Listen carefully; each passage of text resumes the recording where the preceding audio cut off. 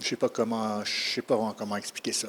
C'est vraiment bizarre. Oui, ça a été vite, mais d'un autre côté, je trouve qu'il manque de détails. La réaction de la famille de Derek Godin-Rioux, 17 ans, ne s'est pas fait attendre à la suite de l'annonce du verdict jeudi, alors que Tommy Roy, 40 ans, a décidé de plaider coupable à des chefs d'accusation de conduite avec les facultés affaiblies ayant causé la mort, ainsi que de délit de fuite, alors qu'il avait près du double de la limite permise d'alcool dans le sang. La poursuite et la défense demandent une suggestion commune de 45 mois d'emprisonnement. En fait, comme j'ai mentionné dans mon deuxième témoignage, c'est vraiment que ça dépasse Derek. Oui, Derek, c'est mon fils, je l'adore, mais présentement, c'est un problème de société. C'est vraiment, j'étais à la conférence MAD en fin de semaine, puis chaque année au Canada, il y a plus de 1000 victimes dues à l'alcool au volant.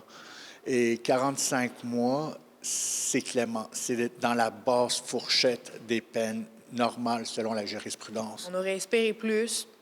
C'est sûr qu'il n'y aura jamais une sentence, comme que mon père a dit précédemment, qui comblerait le vide de la perte de Derek, là, mais ouais, c'est ça, 45 mois, c'est bof. Ce dénouement fait donc en sorte que Roy évite un procès devant un juge, sauf que pour la famille, tenir cette étape aurait peut-être pu attribuer une peine plus lourde au chauffeur. C'est clair que oui, là, c'est sûr qu'avec l'influence du public, ça aurait été différent d'après moi. Un procès, ça aurait peut-être été mieux, avec peut-être même des jurys. Là, comme ça, j'ai l'impression que la peine aurait été discutée à travers plusieurs personnes, pas simplement à travers une seule personne. Ouais.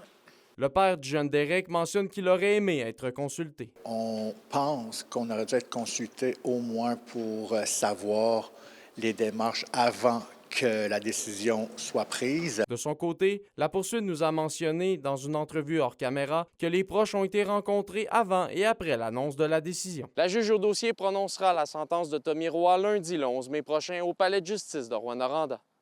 Olivier Morin pour RNC Nouvelles.